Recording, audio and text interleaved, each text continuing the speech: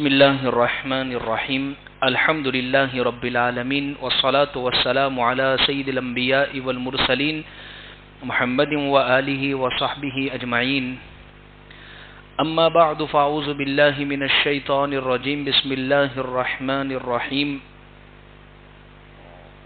والقواعد من النساء اللاتي لا يرجون نكاحا فليس عليهن جناح أن يضعن ثيابهن غير متبرجات بالزينة وإن يستعففن خير لهن صدق الله العظيم. وقال النبي صلى الله عليه وسلم يا أيها الناس انهوا نساءكم عن لبس الزينة رواه ابن ماجہ او كما قال عليه الصلاة والتسلیم. عزیز بزرگوں، جمعرات کے درس میں بات دراصل یہ چل رہی ہے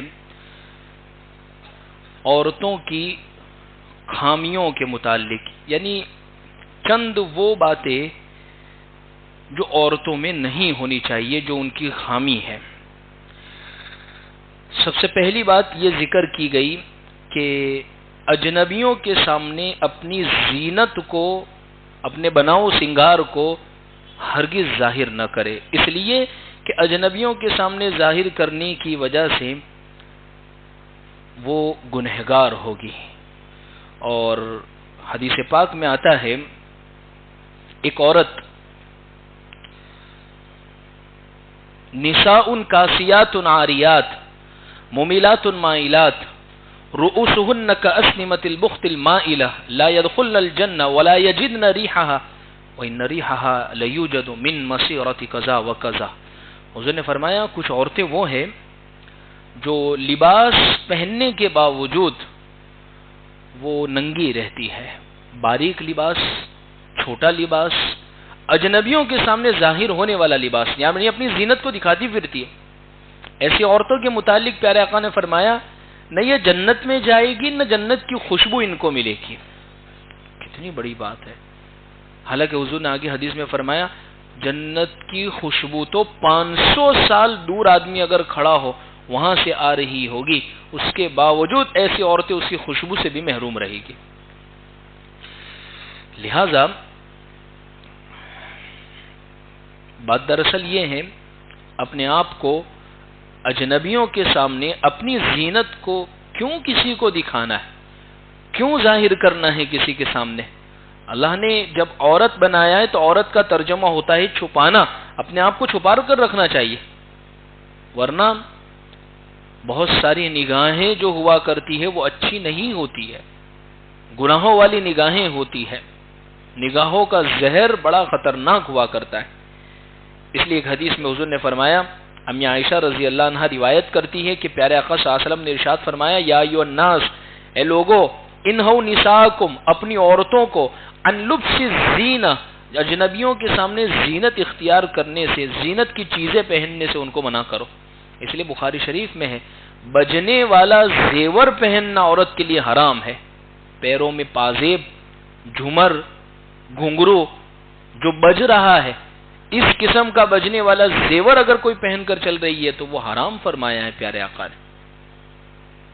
اس لیے کہ وہ لوگوں کی توجہ کا ذریعہ بنے گا، وہ لوگوں کے مرکز کا ذریعہ بنائے گا، اور وہ اس کے ذریعے سے لوگ اس کی طرف دیکھنے والے بنیں گے. تو لہذا زینت ظاہر نہ کرے. اس لیے ایک دفعہ پیارے آقا صلی اللہ علیہ وسلم نے عورتوں سے خطاب کرتے ہوئے فرمایا یا معاشر النساء، اے عورتوں، اما لکن فی الفضة ما تحلین بہ، کہ کیا تمہارے پاس چاندی کے زیور کافی نہیں ہیں جن سے تم اپنے آپ کو بنا لو، سوار لو اور زینت اختیار کر لو. پھر فرمایا اما انہ لیس منکن امرأۃ تحلی ذہبا تظہرہ الا عذبت بہ، کہ سن لو تم میں سے کوئی عورت جو سونے کا زیور پہن کر اسے فخر کے طور پر اجنبی مردوں کے سامنے ظاہر کرے تو اسے اسی سونے کے ذریعے سے اس کو پگھلا کر داغ دیا جائے گا اور عذاب دیا جائے گا. ہوتی ہے بہت ساری عورتوں کی عادت ہوتی ہے سونا پہنا ہے تو اس کو دکھانا پھر ضروری ہے. سونا پہننے کے وقت دوپٹہ بھی گردن سے گلے سے ہٹ جاتا ہے، آستینیں بھی چھوٹی ہو جایا کرتی ہے، کان کی طرف سے بھی دوپٹہ وغیرہ ہٹ جاتا ہے کہ یہ جو زینتیں ہم نے اختیار کری لوگوں کے درمیان میں معلوم ہو کہ ہمارے پاس اتنا مال ہے، اتنے زیورات ہیں اور اتنی ساری چیزیں ہم نے پہنی ہیں. لیکن حضور اس حدیث میں دیکھیں دو باتیں ارشاد فرما رہے. ایک بات تو اجنبیوں کے سامنے زینت ظاہر نہ کرے، دوسری بات چاندی کے زیور کافی ہے، سونا ہے بہت قیمتی ہے تو ظاہر سی بات ہے پھر وہ انسان دکھائے گا ہی. اور چاندی کا زیور ہے اس کی اتنی زیادہ انسان توجہ کی نگاہ سے اس کو اتنا نہیں دیکھتا ہے، تو لہذا وہ پہن لے گا تو وہ صرف یہی سمجھے گا بھئی یہ ریگولر کا لباس ہے جو ہمارے گھر کے جو مرد ہے محرم جو ہے ان کے سامنے بھی دکھاؤں تو کوئی حرج کی بات نہیں. تو لہذا عزیز بزرگوں اگر زیورات پہنے بھی ہے، حالانکہ عورتوں کے لیے دونوں حلال ہے، سونا بھی پہن سکتی ہے چاندی بھی پہن سکتی ہے، مردوں کے لیے حرام ہے. لیکن آج کل مردوں کو بھی بڑا عجیب شوق چڑھا ہے، سونا پہننے کا شوق، گلے میں چین لٹکانے کا شوق. عورتوں والے وہ گزری نا پچھلی حدیث، حضور نے فرمایا کہ وہ مرد جو عورتوں کی مشابہت کرے، وہ مرد وہ عورتیں جو مردوں کی مشابہت، ان پر لعنت فرمائی ہے. تو آج کل مردوں میں یہ بڑا شوق چلا ہے، سونے کی انگوٹھیاں پہنیں گے ہاتھ کے اندر. یہ عورتوں نسوانی صفت ہے، گلے میں چین لٹکائیں گے، کانوں میں بالیاں پہنیں گے. تو یہ سب نسوانی صفات اس سے پیارے آقا نے سختی سے منع فرمایا. ایک اور روایت ہے حضرت کیسان رضی اللہ عنہ جو حضرت معاویہ رضی اللہ عنہ کے غلام تھے آزاد کیے ہوئے. یہ فرماتے ہیں ایک دفعہ حضرت معاویہ رضی اللہ عنہ نے لوگوں کو خطاب کرتے ہوئے فرمایا ان رسول اللہ صلی اللہ علیہ وسلم نہا عن سبع، پیارے آقا نے 7 چیزوں سے منع کیا ہے. وَأَنَا أَنْهَاكُمْ عَنْهُنَّ، میں بھی تم کو ان سب چیزوں سے منع کرتا ہوں. یہ 7 چیزوں سے ہمیں اپنے آپ کو بچانا ہے. انشاءاللہ ہم سب اپنے آپ کو ان سے بچانے کی کوشش کریں گے. نمبر 1 النوحہ، پہلی چیز ہے نوحہ کرنا. نوحہ کس کو کہتے ہیں؟ نوحہ کرنا جیسے وہ مر جاتے ہیں تو اس پر وہ ایک مخصوص آواز میں نہیں عورتیں روتی ہے. اب میں وہ بتاؤں تو وہ اچھا بھی نہیں لگے گا، ہر ایک جگہ پر پیش آتا ہے وہ ایک مخصوص انداز میں جو رونا ہوتا ہے، گا گا کر رونا ہوتا ہے، اور ایسے انداز میں رونا ہوتا ہے کہ وہ روتی بھی اور چاہتی بھی ہے کہ سب کو رلاوے کہ بس کوئی نہیں تھے، آپ ہی تھے، آپ چھوڑ کر چلے گئے. اور اس کو کہتے ہیں. اچھا اس کے لیے تو باقاعدہ یہ تو اللہ کا فضل ہے، دینداری آئی تو اب لوگوں نے اس کو سمجھنا شروع کیا ہے، ورنہ باقاعدہ عورت کو ہائر کر کے لایا جاتا تھا کہ آپ آئیں اور وہ رلائیں اور ہم سب روئیں. نہیں ہوتی تھی، زیارت کے اندر عورتیں آتی تھی مستقل طور پر، اور وہ ان کا کام ہی ہے کہ وہ ایک انداز میں پڑے گی پھر وہ رلانا شروع کرے گی. یہ حرام ہے. نوحہ بھی حرام ہے، عورت کی آواز بھی حرام ہے کہ وہ سڑک کے بیچ میں بیٹھ کر پڑھ رہی ہوتی ہے، تمام مرد اس کو سن رہے ہوتے. تو پہلی چیز اس کو منع فرمایا کہ نوحہ نہیں کرنا ہے. دوسری چیز والغنا، گانا بجانا، اس سے منع فرمایا. کیسے دور سے ہم گزر رہے ہیں، یعنی آدمی اس دور میں گانا یعنی انسان کے کھانے کی طرح بن گیا ہے. اس دور میں انسان کا موڈ اداس ہوا تو کہتا ہے ایسے دل دکھانے والے میں ذرا جو دکھنے والے جو سانگ وغیرہ ہیں گانے میں اس کو سن لو. کہیں گھومنے پھرنے جا رہا ہے تو اس کے حساب سے میں ذرا وہ گانے اور وہ سانگ وغیرہ سن لو. انسان یہ چاہتا ہے کہ تھوڑا ریلیکس ہو جاؤ تو اس کے لیے گانوں کا استعمال، ہر چیز کے اندر گانا گانا گانا انسان نے داخل کر دیا. اتنا اس کو، اس لیے ایک حدیث میں فرمایا الغناء ينبت النفاق في القلب، یہ گانا جو ہے یہ انسان کے دل میں نفاق پیدا کرتا ہے، منافقت آتی ہے. اسلام سے جو محبت ہونی چاہیے وہ اس کے دل میں سے نکل جاتی ہے. یہ وہ اللہ معاف کرے اس قسم کے گانے لوگ گا لیتے ہیں کہ جس کی وجہ سے ایمان ان کا نکل جاتا ہے. کبھی اللہ پر سوال کر لیں گے، کبھی اللہ کی کائنات کے اوپر سوال کر لیں گے، کبھی اللہ کو برا بھلا کہنے لگ جائیں گے. ظاہر سی بات ہے لا يسأل عما يفعل وهم يسألون، اللہ سے کوئی نہیں پوچھ سکتا ہے. اگر کوئی اللہ سے سوال کرتا ہے، کوئی اللہ سے پوچھتا ہے، کوئی بھلا برا کہتا ہے، اس کا ایمان ختم ہو جائے گا. اس لیے ایک حدیث میں حضور نے فرمایا میری امت میں جب 15 باتیں پیدا ہو جاوے تو سمجھ لینا قیامت قریب آ چکی ہے. ان 15 باتوں میں ایک یہ بھی ہے کہ گانے والیاں اور گانے کے آلات یہ محترم ہو جائیں گے. یعنی گانے والیوں کا، گانے والوں کا اور گانے والیوں کا ان کا احترام، باقاعدہ ان کے شو چلیں گے، ان کے ایوارڈ ہوں گے، ان کو اسٹیجوں پر بلا کر انعام دیے جائیں گے اور وہ لوگ کی قدر کی نگاہ سے دیکھے جائیں گے کہ یہ بہت بڑا لوگوں کا اور انسانوں کا یہ سرمایہ ہے. اور حضور نے اس کو کیا فرمایا؟ یہ قیامت کی بہت بڑی نشانی ہے. اور ایک حدیث میں یہ بھی بات ارشاد فرما دی گئی ہے کہ قیامت سے پہلے ہر گھر میں ڈھول بجے گا. اور ہم اپنی نگاہوں سے دیکھ رہے، ایک زمانہ تھا، ایک تصور تھا، ایک وقت وہ تھا کہ بھئی ٹی وی کے اندر ڈھول نظر آ جاتا تھا، لیکن آج کوئی گھر باقی نہیں جس میں ٹی وی داخل نہ ہو گیا. چھوٹا موبائل کیا ہے، یہ ٹی وی ہی ہے، انسان کے کنٹرول میں ہے کیا؟ دیکھتے جا رہا ہے اور کوئی اچانک سے نیم برہنہ چیز سامنے آ گئی، گانا سامنے آ گیا، دوسری کوئی چیز سامنے آ گئی، یعنی کتنا مشکل انسان پر پڑ گیا ہے. اس لیے مفتی تقی عثمانی صاحب تو فرماتے ہیں بہت ضروری ہے تو ہی موبائل کا استعمال کرے. اگر اس کے بغیر کام چل جاتا ہے، اسکرین والی موبائل کے بغیر کسی کا کام چل جاتا ہے، تو پھر اسکرین والا موبائل خامخواہ شوق کے لیے استعمال کرنا بھی اس کے لیے جائز نہیں ہے. حضرت شیخ الاسلام چیف جسٹس مفتی تقی عثمانی صاحب دامت برکاتہم العالیہ فرماتے ہیں. تو دوسری بات اس حدیث میں جو فرمائی گئی ہے پیارے آقا صلی اللہ علیہ وسلم نے، وہ ہے کہ میں گانے سے منع کرتا ہوں. تیسری بات والتصاویر، کہ تصویر سے تمہیں منع کرتا ہوں، تصویر بنانا یا تصویر رکھنا. کتنا عام ہو گیا ہے تصویروں کا معاملہ. ہاں دیکھیے، اس میں ایک مستقل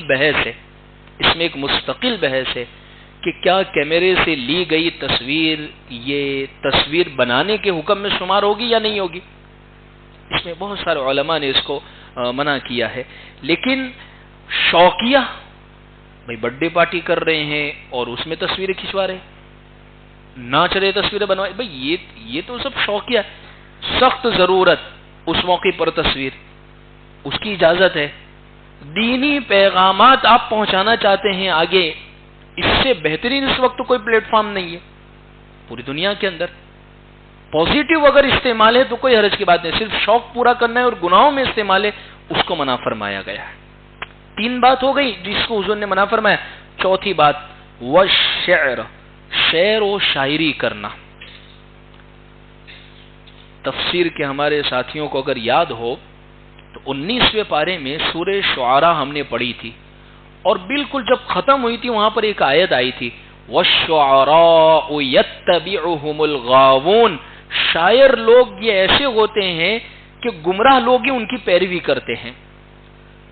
اب سوال یہ ہوگا تو حضور تو حضرت حسان بن ثابت کو، جن کو شاعر رسول کہا جاتا ہے، ان کو ممبر پر بٹھاتے تھے حضور کہ آپ شاعری کرو، اور یہاں حضور نے منع فرمایا کہ شعر و شاعری سے. میں کہتا ہوں نا بار بار، علماء کی ضرورت کہاں پڑے گی تو یہاں پڑے گی، ورنہ ہم تو فتوا لگا دے کہ نہیں اسلام غلط ہے. ایک طرف تو منع کیا جا رہا اور ایک طرف حضور ممبر پر بٹھا رہے شعر و شاعری کرنے کے لیے. شعر و شاعری وہ جائز ہے جو حق کے مطابق ہو، اللہ کی تعریف ہو، پیارے آقا پر درود ہو، حضور پر صلاۃ و سلام ہو، حضور کی جس میں تعریف کی گئی ہو، اللہ کی جس میں حمد بیان کی گئی ہو، ایسی شعر و شاعری یہ جائز ہے. ایسی شعر و شاعری جو ناحق ہو، جھوٹ پر مبنی ہو، دھوکہ دینا ہو، کسی میں غلط بیانی ہو، وہ منع ہے. جیسے اردو زبان کے بہت بڑے شاعر مشرق علامہ اقبال رحمت اللہ علیہ، ان کی شاعری اتنی زبردست تھی. ملک آزادی سے پہلے علامہ اقبال کی شاعری نے وہ کام کیا کہ آگ میں ایک پیٹرول کا کام کیا، لوگوں کے جذبات ابار دیے اس ملک اور اس وطن کی خاطر محبت میں. شاعری وہ کام کرتی ہے. حضرت حسان بن ثابت نے شعر کہا، حضور نے فرمایا حسان دیکھو تمہارے سامنے جن کو جواب دینا ہے وہ بھی قریش ہے، میں بھی قریش ہوں، ذرا اگر ان کی شعر و شاعری کے ذریعے سے اگر ان کو جواب دے رہے ہو، ان کی برائی کر رہے ہو تو سنبھال کر کرنا، اس لیے کہ اگر قریش کی برائی کرو گے تو کہیں اس میں مجھے بھی شامل نہ کر لو. فرمایا حضور میں آپ کو ان میں سے ایسے نکال لوں گا جیسے آٹے میں سے بال کو نکال لیا جاتا ہے. اتنا پیارے انداز میں آپ کو. تو تیسری چیز جس کو حضور نے منع فرمایا وہ شعر و شاعری کہ جو غلط بیانی پر ہو. چار چیزیں ہوئی، پانچویں چیز حضور نے منع فرمایا والذہب، سونا پہننا یا استعمال کرنا مردوں کے لیے. ایک مرتبہ حضور اپنے کمرے سے تشریف لائے اور آپ کے ایک ہاتھ میں سونا تھا اور ایک ہاتھ میں ریشم تھا. حضور نے فرمایا ھذان حرامان من ذکور امتی، یہ دونوں چیزیں میری امت کے مردوں پر حرام ہے. تو مردوں کے لیے سونے کا استعمال کرنا، لیکن یہاں پر سونا اور چاندی، سونا پہننا یا اس کا استعمال کرنا، سونا پہننا یا اس کا استعمال کرنا مردوں کے لیے بھی اس کا استعمال کرنا، یا صرف اجنبیوں کے سامنے زینت ظاہر، یا صرف فخر کے لیے اگر کوئی پہن رہا ہے تو اس سے منع فرمایا. اور بعض روایتوں میں بھی یہ بات ملتی ہے کہ سونا پہننا یہ جائز ہے عورتوں کے لیے بھی، لیکن عورتوں کے لیے سونے میں نہانا وہ ان کے لیے بھی جائز نہیں. بھئی عورتوں کے لیے سونا جائز ہے پہننا، تو بھئی کچھ چیزیں جو عام طور پر پہنی جاتی ہے، لیکن بعض مرتبہ نہیں ہوتا ہے کہ اتنا بڑا زیور پہن لیا گیا ہے، یعنی ایسا لگتا ہے کہ سونے کے ذریعے سے ہی اپنے آپ کو ڈھانپ دیا اور چھپا دیا ہے. تو سونے میں نہانے سے تو عورتوں کو بھی منع کیا ہے پیارے آقا نے ایسا سونا پہننا. پھر آگے فرمایا وجلود السباع، درندوں کی کھالوں کو استعمال کرنا. درندوں کی کھالوں کو، درندوں کی کھالیں ہوتی ہیں جس کو اس کو وہ چمڑے کو پھاڑ کر اس کو سیدھا استعمال کرنا، شیر کی کھال کو استعمال کرنا، چیتے کی کھال کو استعمال کرنا، کروکوڈائل مگرمچھ کی کھال کو استعمال کرنا، ان سے منع فرمایا. سوال ہوگا تو آج کل تو بیلٹ باقاعدہ اس پر تو سمبل لگا ہوا ہے کروکوڈائل کا، اور سب سے مہنگے اور قیمتی وہی سمجھے جاتے ہیں. ایسے ہی بہت سارے جانور کے مخصوص سمبول ہوتے ہیں اور وہی سب سے قیمتی سمجھے جاتے ہیں. تو کیا وہ بیلٹ، ایسے جوتے، ایسے جیکٹس وغیرہ پہننا جائز ہے یا نہیں ہے؟ جائز ہے. ڈائریکٹ کھال کو چیر کر سیدھا استعمال کرنا وہ جائز نہیں ہے. اس میں پروسیسنگ ہو گئی کہ وہ چیز پوری کی پوری ختم ہو گئی، اب اس کو پوری نئی شکل دے دی گئی ہے، اس میں سے جو حرام بنا تھا وہ پورا کے پورا نکل گیا ہے، تو اب وہ استعمال کرنا جائز ہے. جیسے کتابوں کے اندر ایک مسئلہ یہ لکھا ہے گدھا کھانا جائز نہیں ہے، لیکن اگر کوئی گدھا نمک کی کھاڑ کے اندر فیکٹری میں گر گیا اور وہ پورا کے پورا نمک ہی ہو گیا اور کچھ پتہ ہی نہیں چل رہا ہے تو وہ نمک استعمال کرنا جائز ہے. کسی چیز بھی کی اصلی حیت اور ماہیت وہ ختم ہو گئی اور وہ بدل کے دوسری چیز بن گئی ہے تو پھر اس کو استعمال کرنا جائز ہو جاتا ہے، جیسے میں نے اس کو بیان کیا. لیکن ڈائریکٹ جیسے ہوتے ہیں نا، بعض مرتبہ ایسے شوقین ہوتے ہیں کہ ڈائریکٹ چیتے کی کھال اگر کوئی لے کر آیا ہے اور ایسی کوئی درندے کی کھال، اور اس کو شوق ہوتا ہے کہ میں اپنے گھر میں پالوں، اس پر دسترخوان بناؤں، اس کو میز پر سجاؤں اور اس کو استعمال، یہ حرام ہے، یہ حرام ہے. اسی طریقے سے آگے حضور نے فرمایا والتبرج، چھٹی چیز کہ اجنبیوں کے سامنے زیب و زینت اپنی ظاہر کرنا. خاص اس کے لیے یہ حدیث کو لایا گیا ہے. اجنبی مرد اور عورت کے مردوں کے سامنے اپنی زینت کو ظاہر کرنا یعنی دکھاتے پھرنا جائز نہیں. اسی طریقے سے ریشم کا کپڑا پہننا، اس کو بھی پیارے آقا صلی اللہ علیہ وسلم نے منع فرمایا ہے مردوں کے لیے. یہ 7 چیزیں ہیں جن سے ہمیں احتیاط کرنے کی بہت سخت ضرورت ہے. ایک اور بات ذہن میں آئی، آگے جو دوسری خامی جو آ رہی ہے اس کے بھی حوالے سے ہے وہ بات. پہلی خامی یہ ہے جو میں مکمل کر دوں کہ اپنی زینت کو اجنبیوں کے سامنے ہم ہرگز ظاہر نہ کریں. اس میں 2 خرابی ہوگی. نمبر 1 کہ ایک تو حرام کا گناہ ہوگا، شہوت کا گناہ ہوگا، بد نظری کا گناہ ہوگا، اور دوسرا بہت ساری طبیعتیں ایسی ہوتی ہیں، بہت سارے لوگ ایسے ہوتے ہیں جو نعمت دیکھ کر خوش ہونے والے نہیں ہوتے ہیں. بہت سارے لوگ وہ ہوتے ہیں، اس لیے اللہ نے نعمت اگر دی ہے تو اس کو چھپانے کا حکم دیا ہے، اس لیے کہ بہت سارے لوگ نعمت دیکھ کر خوش نہیں ہوتے ہیں. یہی وجہ ہے حضرت یوسف علیہ السلام کو جب اللہ نے بچپن میں خواب دکھایا تو باپ نے فوراً یہ کہا بیٹا لا تخصص रुयाका अला इख्वतिक, اللہ آپ کو بہت اونچا مقام دینے والا ہے، لیکن دیکھنا اس نعمت کو کہیں اپنے بھائیوں کے سامنے بیان مت کر دینا، ورنہ وہ آپ کے دشمن ہو جائیں گے۔ بھائیوں کے سامنے منع کیا گیا ہے اور اجنبیوں کے سامنے، اس لیے اکثر دیکھا جاتا ہے بچے بدنظری کا شکار ہو جاتے ہیں، بہت سارے بدنظری کا شکار ہو جاتے ہیں۔ یہ وجہ کیا ہوتی ہے؟ حضرت شیخ حنیف صاحب لوہاروی دامت برکاتہم العالیہ نے ایک بات لکھی ہے، بہت سارے لوگوں کی نظریں ایسی ہوتی ہیں کہ ان کی نظر کے اندر زہر ہوتا ہے، اور ایک بات حدیث میں طے ہے، حضور نے فرمایا العین حق، نظر لگنا یہ حق ہے۔ نظر بد نظری اتنی خطرناک چیز ہے، کسی کو نظر لگ گئی، حضور نے حدیث میں فرمایا بد نظری انسان کو قبر تک پہنچا دیتی ہے اور اونٹ کو ہانڈی تک پہنچا دیتی ہے۔ یعنی بد نظری اگر کسی کو ہو گئی تو وہ انسان مرنے کے بھی قریب ہو سکتا ہے، اور کسی جانور کو اگر وہ نظر لگا دی تو وہ اونٹ اس حالت میں پہنچ جائے گا کہ بس اب یہ مرنے والا ہو گیا، اس کو ذبح کرو اور اس کو پکا کے کھاؤ، یعنی ہانڈی تک وہ پہنچ گیا۔ حضرت شیخ حنیف صاحب نے ایک واقعہ بیان فرمایا، سہارنپور کے اندر کچھ لوگ تھے ان کی نظر اتنی خطرناک کہ وہ کسی جگہ بیٹھ جاتے اور کسی کو گھور کے دیکھ لیتے تو ان کو مار دیا کرتے تھے۔ ایک درخت تھا، آم کا ایک درخت تھا، اور آم کا درخت سالوں لگتے ہیں، کہتے ہیں بچہ باپ بوتا ہے اور بچہ اس کو دیکھا کرتا ہے، سالوں لگتے ہیں آم کے درختوں کو اگنے میں۔ ایک مرتبہ ان لوگوں نے نظر بھر کے صرف اس درخت کو دیکھ لیا، وہ سارا کے سارا درخت سوکھ گیا۔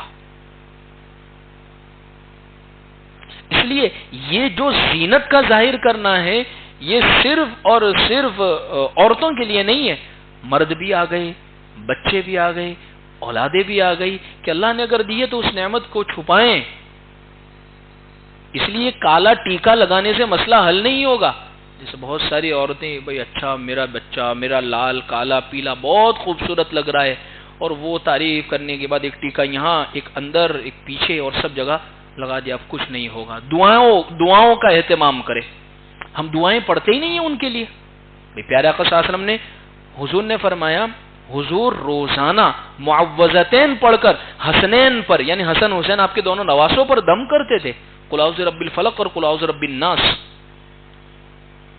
حضرت حسن بصری فرماتے ہیں کہ سورہ نون والقلم کی آخری 2 آیتیں وَإِن يَكَادُ الَّذِينَ كَفَرُوا لَيُزْلِقُونَكَ بِأَبْصَارِهِمْ لَمَّا سَمِعُوا الذِّكْرَ وَيَقُولُونَ إِنَّهُ لَمَجْنُونٌ وَمَا هُوَ إِلَّا ذِكْرٌ لِّلْعَالَمِينَ۔ یہ 2 آیتوں کو پڑھ کر اپنی اولادوں پر دم کیا کرو، کیسی بھی نظر ہوگی انشاءاللہ اللہ اس سے حفاظت کر لیں گے۔ 7 مرتبہ پڑھے، آگے پیچھے درود شریف پڑھ کر، اور یہ بہت ضروری ہے۔ خاص طور پر کہتے ہیں نا، بڑے بوڑھے پہلے سے کہتے آئے مغرب کے وقت بچوں کو باہر نہ لائے۔ وجہ کیا ہے؟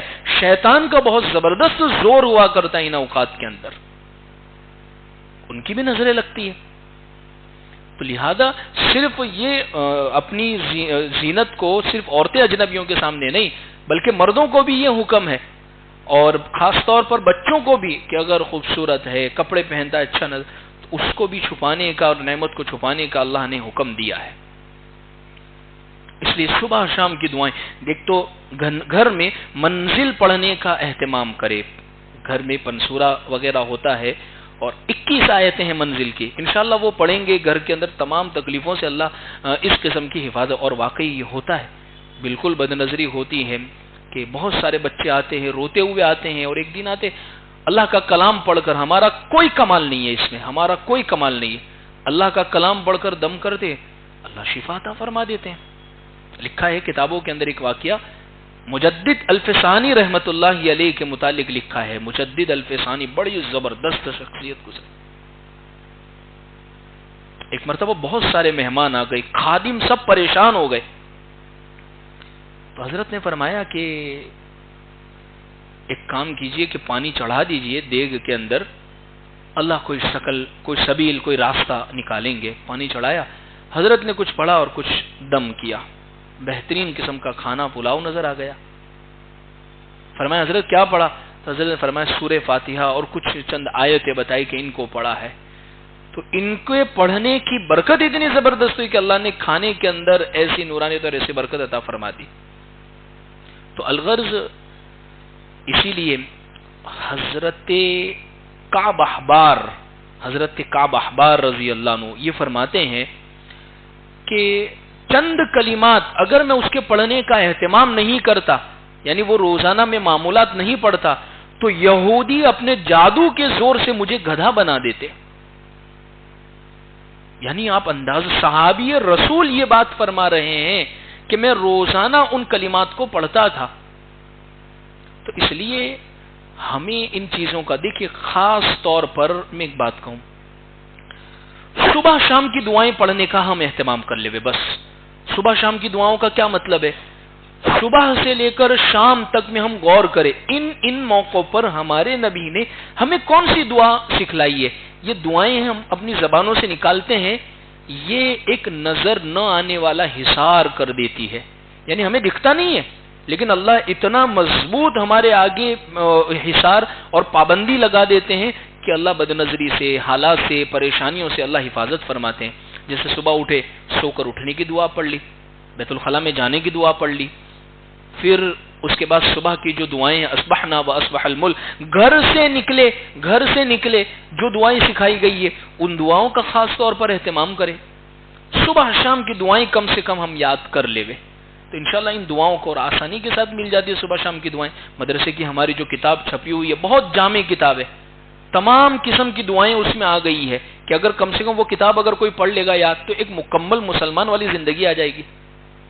تو یہ جو دعائیں اگر ہم پڑھیں گے صبح شام کی دعائیں، اور یہ حضور کی بتائی ہوئی دعائیں ہیں، حضور اس کو پڑھا کرتے تھے، حضور اس کی تعلیم دیتے تھے اپنے صحابہ کرام کو، تو انشاءاللہ اللہ بد نظری سے، بے چینی سے، بے سکونی سے اللہ ہماری حفاظت فرمائیں گے. خیر، میں تو بات دراصل یہ سمجھانا چاہ رہا ہوں، پہلی بات کہ زیب و زینت اختیار کرے، لیکن اپنے شوہر کے لیے، اپنے گھر والوں کے سامنے، اپنے بھائی کے سامنے، اپنی اولاد کے محرم مردوں کے سامنے زینت اختیار کرنے کی اجازت.